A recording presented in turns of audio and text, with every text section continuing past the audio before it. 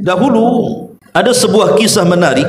Kisah ini diceritakan oleh Abi Raja Al-Ataridi. Dia mengatakan, "Kunna na'budul hajara." Dulu kami di zaman jahiliyah, kata Abu Raja Al-Ataridi di sini, kami dahulu di zaman jahiliyah itu na'budul hajar, suka menyembah batu. Batu disembah. Fa idza wajadna hajaran huwa akhyaru minhu alqainahu wa akhadna al-akhar. Kalau kami menemukan batu yang lebih cantik, yang lebih indah dari batu yang disembah sebelumnya, maka batu yang sebelumnya kami lempar, kemudian kami ganti dengan batu yang baru yang lebih indah. Lihat akalnya di mana orang-orang musyrik penyembah batu itu. Jadi kalau antum ke kali nemu batu cantik, dibawa ke rumah disembah. Besoknya ke kali lagi, kok ada batu yang lebih cantik lagi, maka yang kemarin dibuang, yang baru disembahnya. Coba akalnya di mana? Tuhan bisa diganti-ganti sama orang-orang jahiliyah itu. Kemudian fa idza lam najid hajaran, kalau tidak kami dapati batu, umpamanya mereka orang-orang jahiliyah sedang safarnya ke padang pasir, tak ada pula batu di situ, dan mereka ingin menyembah berhala mereka.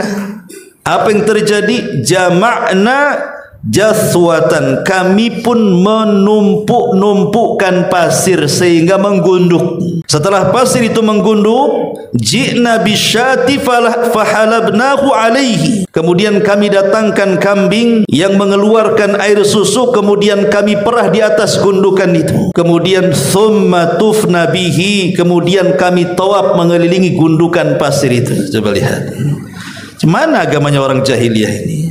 Semua bisa jadi Tuhan. Batu bisa jadi Tuhan, pasir bisa jadi Tuhan.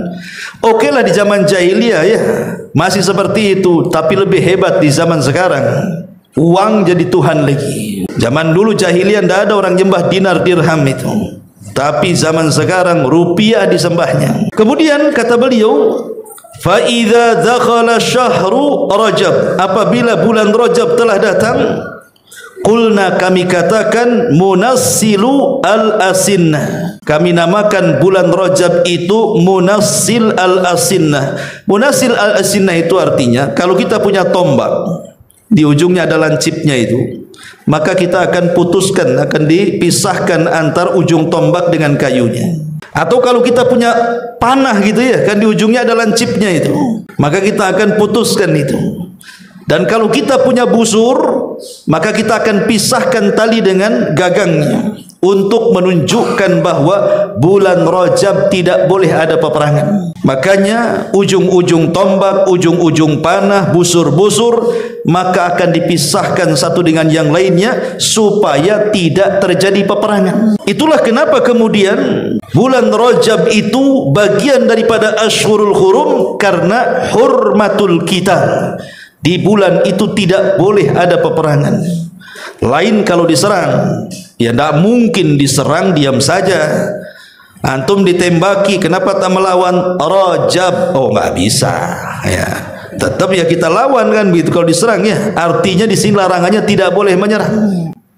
Ini satu pendapat di antara ulama. Pendapat yang kedua, kenapa bulan Rajab itu tidak dikatakan Ashhurul Hurum, satu di antara 4 bulan-bulan hurum? Li hurmati az-zulmi fiha, karena di bulan-bulan hurum itu kita tidak boleh melakukan kezaliman.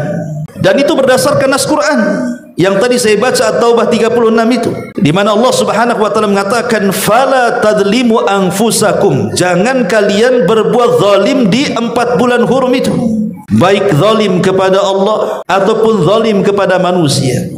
Baik zalim yang tidak akan diampuni Allah seperti kesyirikan, atau kezaliman yang akan diampuni Allah selain kesyirikan, atau zalim yang ditangguhkan ampunannya seperti kezaliman sesama manusia yang lainnya. Tidak boleh dilakukan di bulan hurum. Kenapa?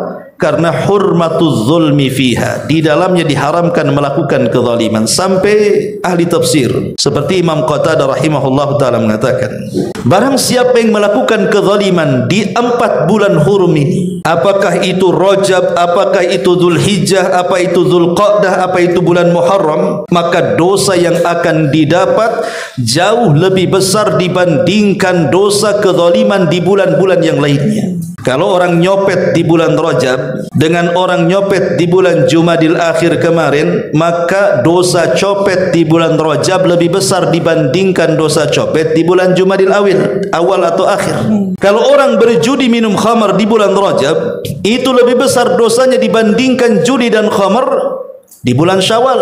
Kalau ada orang kemudian menggibah, berdusta, namimah di bulan Rajab, maka dosa ghibah namimah itu jauh lebih besar dibandingkan Anda melakukan ghibah di bulan selainnya, Safar umpamanya. Itulah kenapa kemudian bulan Rajab itu bagian daripada Ashhurul Hurum. Kenapa di bulan itu disebut Ashhurul Hurum? Karena hurmat az-zulmi fiha, karena diharamkan, tidak boleh melakukan kezaliman.